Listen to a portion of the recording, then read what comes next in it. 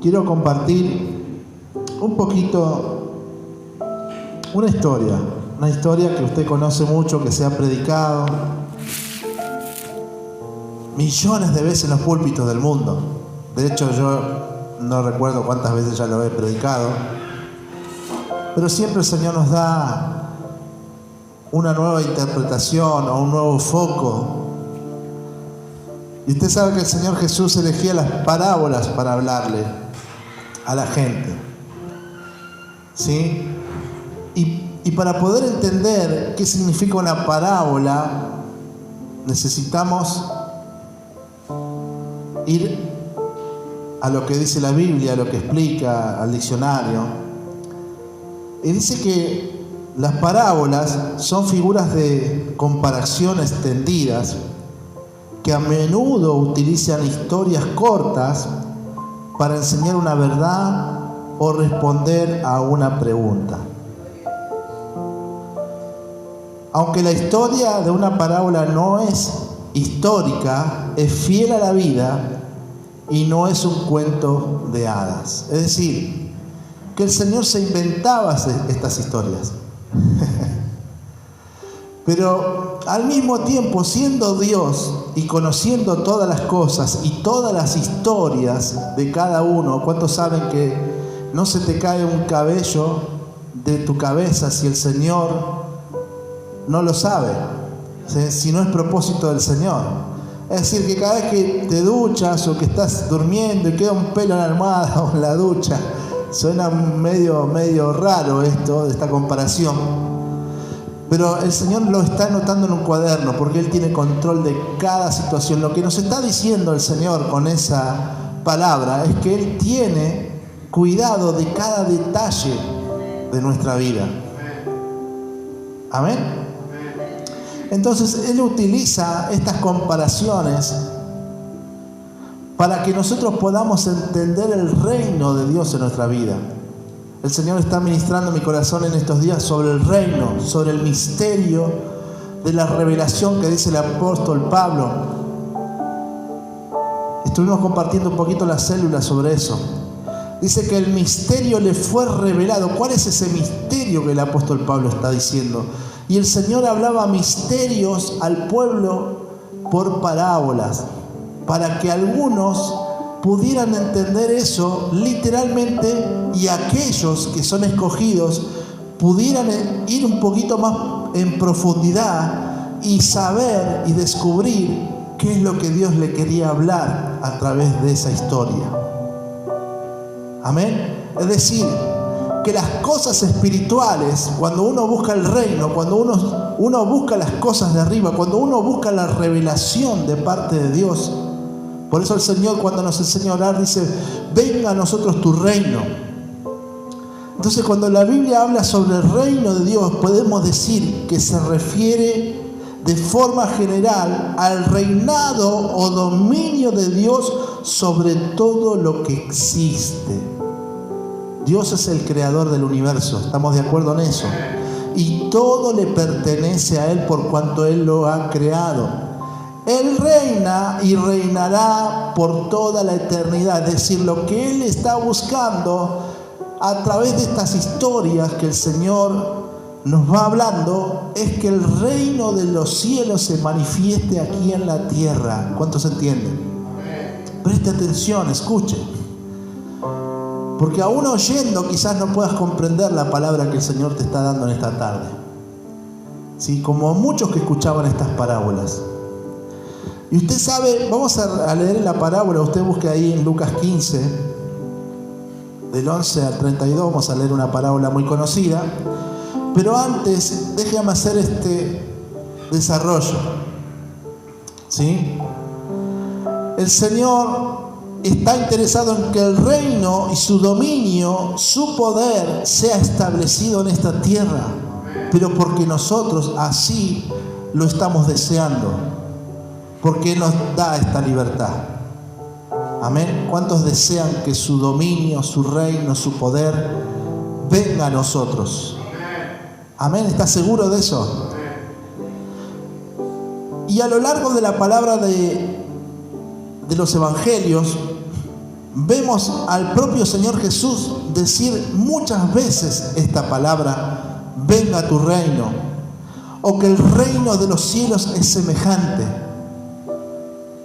Y a través de las parábolas enseñando estas cosas, porque Él está interesado en que el misterio del reino sea revelado a cada corazón y a cada vida. Dice la palabra en Mateo 16:19: yo te daré las llaves del reino de los cielos, y lo que ates en la tierra será atado en los cielos, y lo que desates en la tierra será desatado en los cielos. ¿Qué te dará las llaves del reino de los cielos? Diga así: reino de los cielos. Y también dice: el reino de Dios es como un hombre que echa una semilla en la tierra y se acuesta y se levanta, y de noche y de día, y la semilla brota y crece. El reino de Dios. Y luego dice: el reino de los cielos es semejante a un tesoro escondido en el campo, que al encontrarlo un hombre lo vuelve a esconder, y de alegría por ello va, vende todo lo que tiene y compra aquel campo. Es decir, el Señor usa estas parábolas, y cuando comienza: porque el reino de los cielos es semejante. Luego se refirió a otra parábola diciendo: el reino de los cielos es semejante a un grano de mostaza. ¿Cuántos conocen esa palabra? Luego nuevamente: el reino de los cielos también es semejante a una red barredera que se echó al mar y recogió peces de toda clase. ¿Se da cuenta? Cuando el Señor habla, dice: porque el reino de los cielos, como un hombre que al emprender un viaje llamó a sus siervos y les escondió y les encomendó sus bienes. A uno le dio 5, al otro 2, al otro 1. ¿Recuerdan? Porque el reino de los cielos. Diga así: porque el reino de los cielos. Y sigue diciendo, Mateo 25:1-13: entonces el reino de los cielos será semejante a 10 vírgenes. ¿Se da cuenta que esta palabra, reino de los cielos, está pronunciada muy a menudo en la boca de nuestro Señor Jesucristo, y en cada mensaje que Él está dando a través de estas parábolas, de estas historias, que Él quiere que sea revelado a tu corazón? Entonces Jesús, tomando la palabra, les habló otra vez en parábola diciendo: el reino de los cielos puede compararse a un rey que hizo un banquete en las bodas. ¿Se acuerdan esa historia? ¿Cuántos leen la Biblia? Estoy soltando palabra de Dios, y usted tiene que conocer la Biblia para poder agarrarlo. Si no, no lo va a agarrar. Y otra vez se refirió en otra parábola diciendo: el reino de los cielos puede compararse a un hombre que sembró una buena semilla en su campo. Porque el reino de los cielos es semejante a un hacendado que salió muy de mañana para contratar obreros para su viña. ¿Cuántos conocen esa parábola? Amén.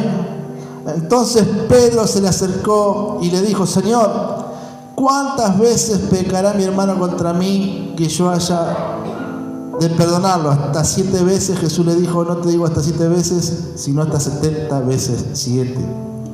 El reino de los cielos puede compararse a cierto rey que quiso ajustar cuentas con sus siervos. Cuando el Señor le dice estas palabras, está constantemente diciendo: porque el reino de los, diga así, porque el reino de los cielos es semejante a. Y cada historia que el Señor nos cuenta tiene un significado. Cada historia que el Señor nos dice nos quiere hablar profundamente. Lucas 15:11: también dijo: un hombre tenía 2 hijos. El menor de ellos dijo a su padre: dame la parte de los bienes que me corresponde. Y les repartió los bienes. No muchos días después, juntándolo todo, el hijo menor se fue lejos a una provincia apartada y allí desperdició sus bienes viviendo perdidamente. Y cuando todo lo hubo malgastado, vino un gran hambre en aquella provincia y comenzó a faltarle. Y fue y se arrimó a uno de los ciudadanos de aquella tierra, el cual le envió a su hacienda para que apacentase cerdos. Y deseaba llenar su vientre de las algarrobas que comían los cerdos, pero nadie le daba. Y volviendo en sí dijo: ¿cuántos jornaleros en casa de mi padre tienen abundancia de pan? Y yo aquí perezco de hambre. Me levantaré e iré a mi padre y le diré: Padre, he pecado contra el cielo y contra ti. Ya no soy digno de ser llamado tu hijo. Hazme como a uno de tus jornaleros. Y levantándose vino a su padre, y cuando aún estaba lejos, lo vio su padre, y fue movido a misericordia, y corrió y se echó sobre su cuello y le besó. Y el hijo le dijo: Padre, he pecado contra el cielo y contra ti, y ya no soy digno de ser llamado tu hijo. Pero el padre dijo a sus siervos: sacad el mejor vestido y vestidle, y poned un anillo en su mano y calzado en sus pies, y traed el becerro gordo y matadlo, y comamos y hagamos fiesta, porque este mi hijo muerto era y ha revivido, se había perdido y es hallado. Y comenzaron a regocijarse. Y su hijo mayor estaba en el campo, y cuando vino y llegó cerca de la casa, oyó la música y las danzas, y llamando a uno de sus criados le preguntó qué era aquello. Él le dijo: tu hermano ha venido, y tu padre ha hecho matar el becerro gordo por haberle recibido bueno y sano. Entonces se enojó y no quería entrar. Salió por tanto su padre y le rogaba que entrase. Mas él, respondiendo, dijo al padre: he aquí tantos años te sirvo, no habiéndote desobedecido jamás, y nunca me has dado ni un cabrito para gozarme con mis amigos. Pero cuando vino este tu hijo, que ha consumido sus bienes con ramera, has hecho matar el becerro gordo. Él entonces le dijo: hijo, tú siempre estás conmigo, y todas mis cosas son tuyas. Mas era necesario hacer fiesta y regocijarnos, porque este tu hermano era muerto y ha revivido. Se había perdido y es hallado. Amén. Porque el reino de los cielos es semejante a un padre que tenía 2 hijos.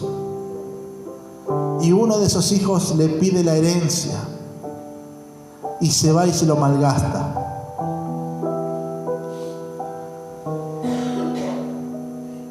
Y siempre hacemos hincapié en el hijo menor, porque es parte de la enseñanza.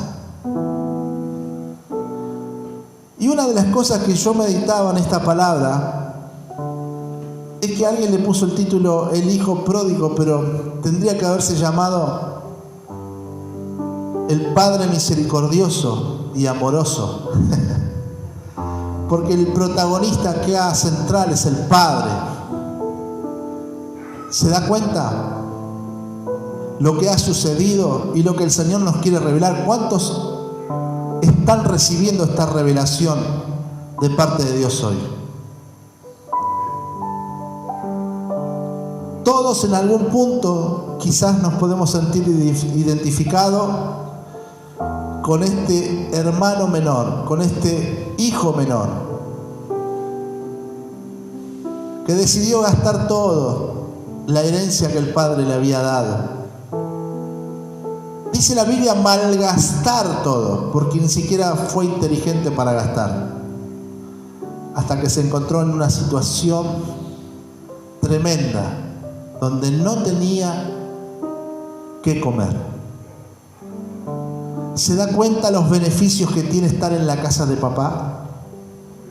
Mientras estamos en la casa de papá, entonces hay abundancia, entonces nuestra panza está llena, entonces tenemos vestidos que ponernos, que calzarnos.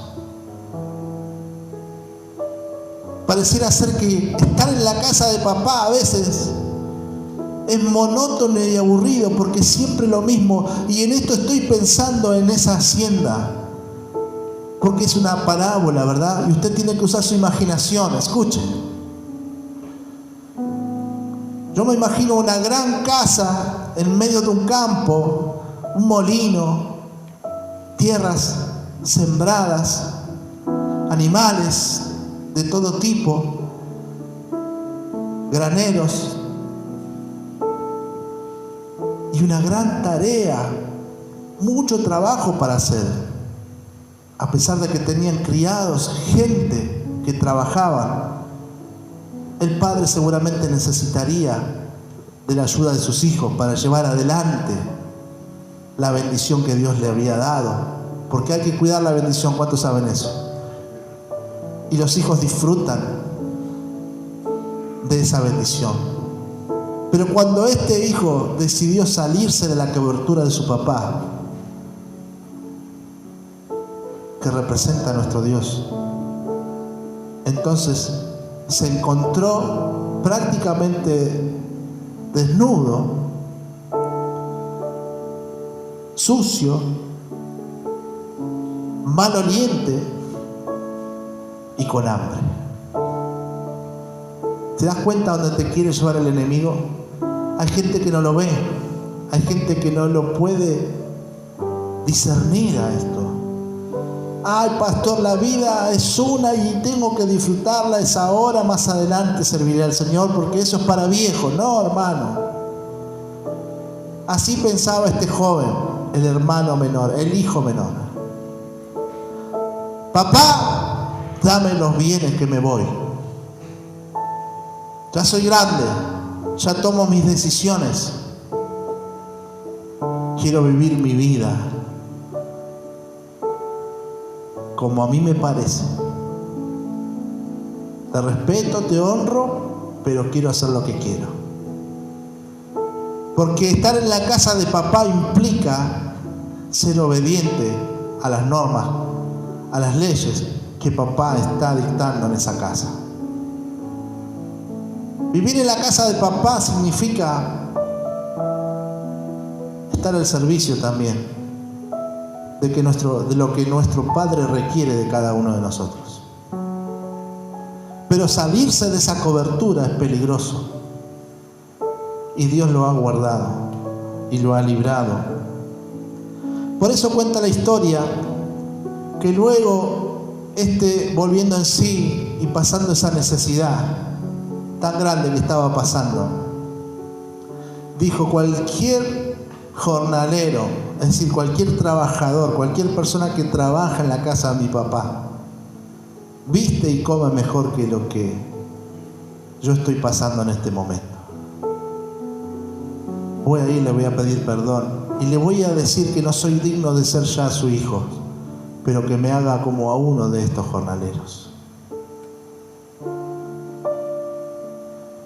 Y cuando iba, dice que el padre lo vio de lejos. Imagínense nuevamente la casa. Yo me imagino una casa de 2 plantas, quizás el padre ahí en el balcón mirando, porque lo vio de lejos. ¿Cómo puede ser? Si no está en una altura, si no está, ¿no? ¿Cómo puede ser que lo pueda ver de lejos? Use la imaginación.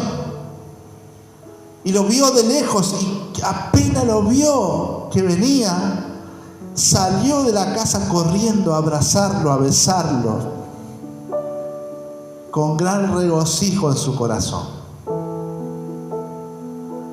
Porque el hijo, que para él quizás corría peligro de muerte, es más, él lo creía muerto, porque dice la Biblia que hizo fiesta porque este hijo había venido sano y salvo Y era necesario hacer una fiesta por cuanto éste estaba muerto, pero el Señor se lo había entregado sano y salvo.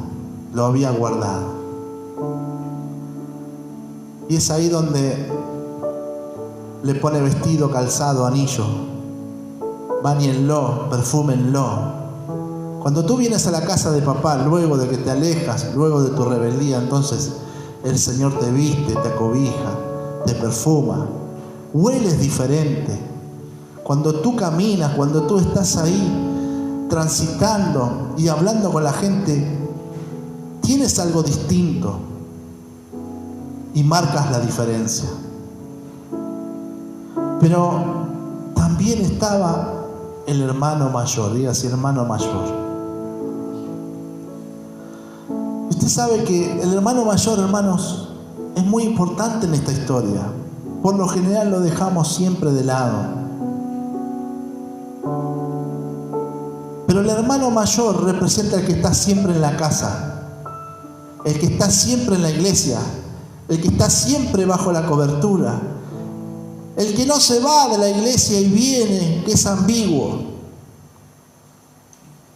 sino que siempre permanece. Y quizás siente en su corazón de que él tiene un estatus mayor, de que él es mejor por cuanto nunca se ha ido del servicio en la casa de papá. Déjenme decirle, hermanos, que esta palabra que estoy soltando hoy es por causa de los que van a venir a esta iglesia, de los que están viniendo ya. Aquellos hombres y mujeres que son fieles, que están siempre en la casa de papá, que siempre estamos sirviendo, no tienen que tener celos de los hijos pródigos que van a ir viniendo, de aquellos que vienen sucios, malolientes, que vienen para ser restaurados, vienen con hambre, vienen con necesidad, porque papá en este lugar los está esperando. Papá en este lugar los va a recibir y le pondrá anillo y vestido nuevo y calzado, y podrán oler de un perfume especial y grato. Y cuando tú veas que el Señor lo restaura, que el Señor lo renueva, esta persona, este hermano nuestro, comienza a ser usado por el Señor. Y entonces ahí salen los hermanos mayores. Y esta, hace 2 minutos que vino y ya está hablando en lenguas. Y el Señor la toca. Y el Señor comienza a usar sus dones y era músico y canta y predica y ora y evangeliza. ¿De dónde salió? Si yo acá estoy, nunca me he ido. Siempre estoy en la casa de papá. Siempre estoy al lado del pastor, de la pastora. Estamos a disposición siempre. ¿Cómo puede ser? Diga así, hermano mayor. ¿Qué tenía el hermano mayor? Orgullo. Qué feo, ¿verdad? Soberbia, avaricia, lujuria, ira, envidia. Eso es lo que tenía el hermano mayor. No se alegró de que su hermano menor había vuelto a casa, sino que el padre tuvo que salir afuera a rogarle que entrase a celebrar esta fiesta. No voy a entrar. Hijo, tienes que entrar. Hay que celebrar. Papá, yo siempre estoy contigo. Nunca me he ido. Siempre estoy trabajando y siempre estoy haciendo todo para agradarte. Y este que fue y malgastó todo con rameras, tú le estás dando una fiesta y mataste el becerro gordo para celebrar. Y a mí nunca me has dado ni un cabrito para celebrar con mis amigos.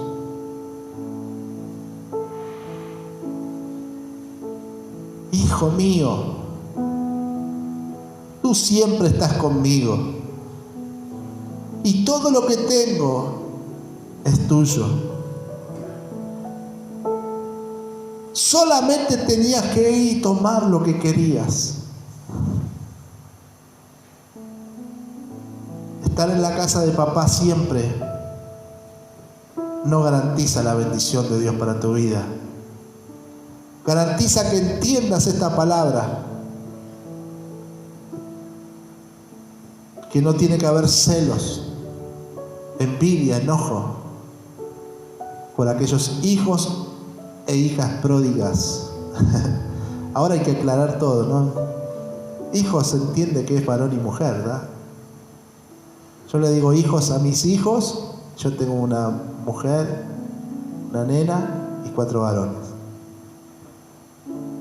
Pero se ve que está instalado, ¿viste? Que te trauman con esas cosas.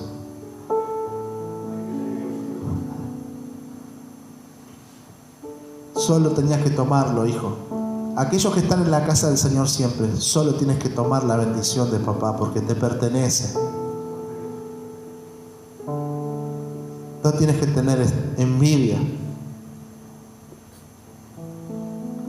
Dice en Lucas 17, 1 y 2, y Jesús dijo a sus discípulos: es inevitable que vengan tropiezos, pero ay de aquel por quien viene.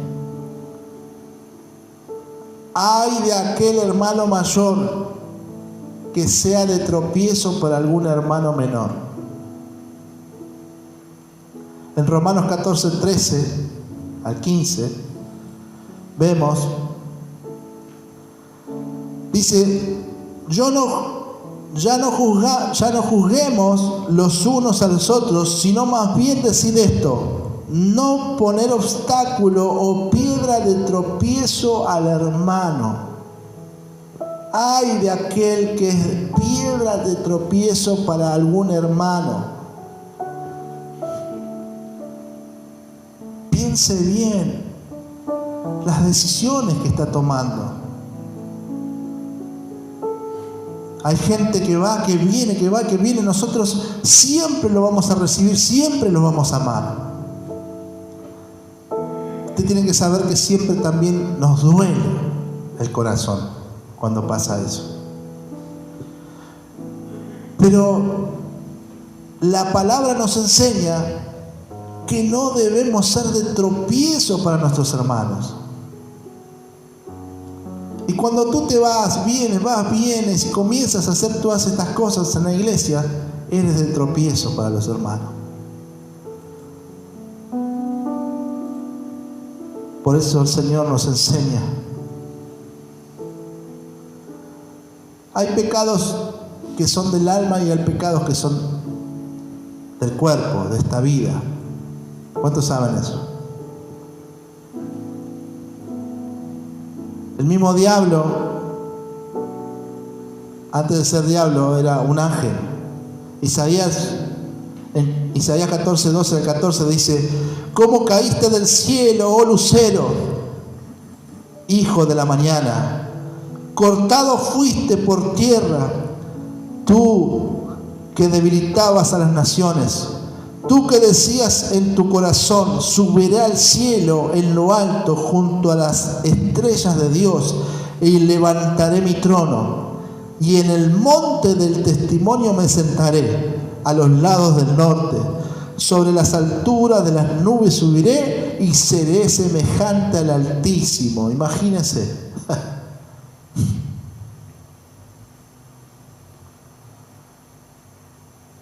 El espíritu del diablo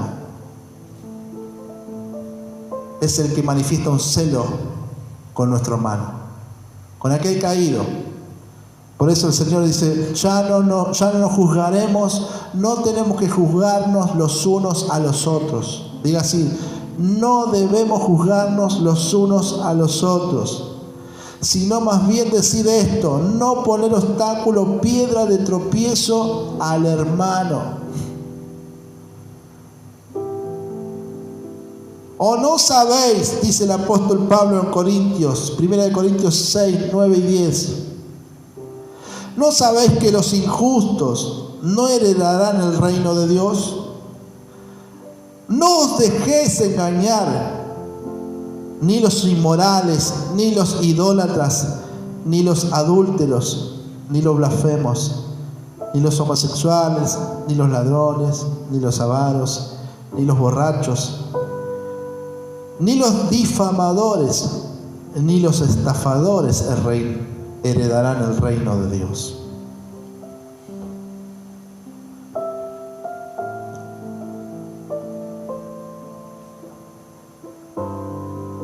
El Señor nos enseña esta parábola por dos cosas. Si eres de los hijos que siempre están en la casa, entonces escudriña tu corazón, para que no haya celo, para que no haya envidia. Cuando venga algún hijo pródigo y sea restaurado y el Señor lo comience a usar, sino que en tu corazón tiene que haber regocijo y alegría. Y este becerro gordo que tipifica, simboliza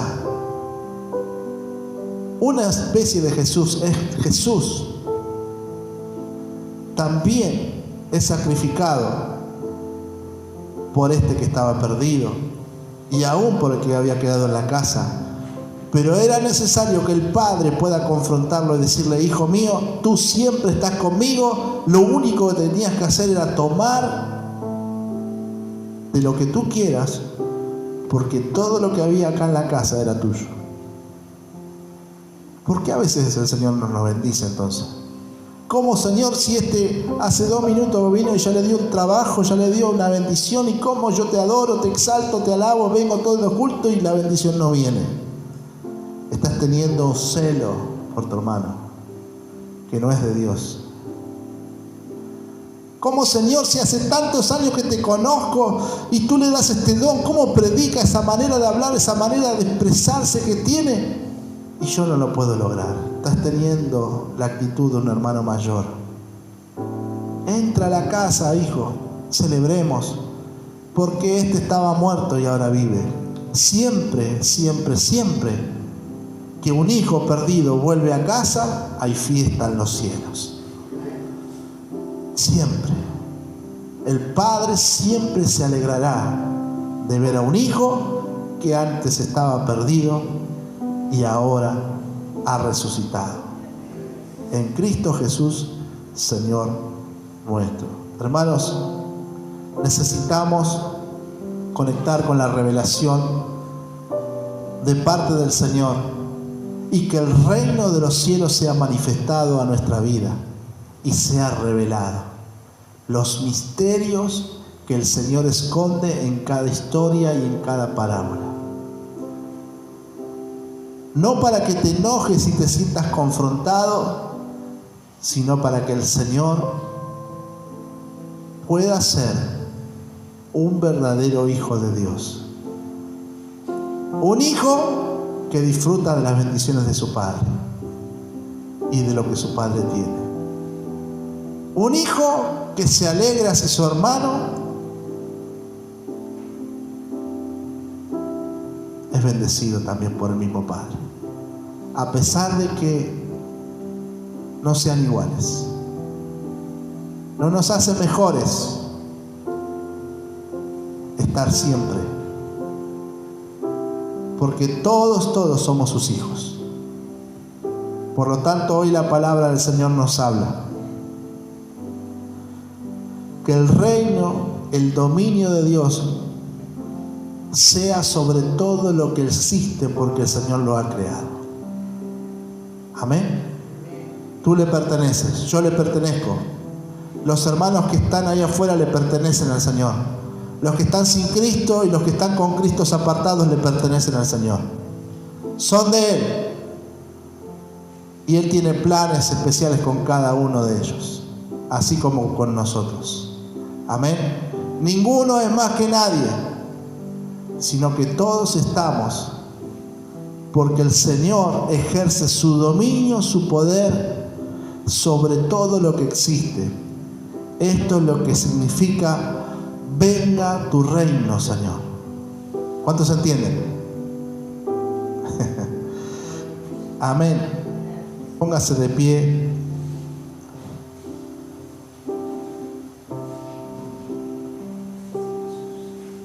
Oramos al Señor. Amén. Gracias, Señor, por esta hermosa palabra.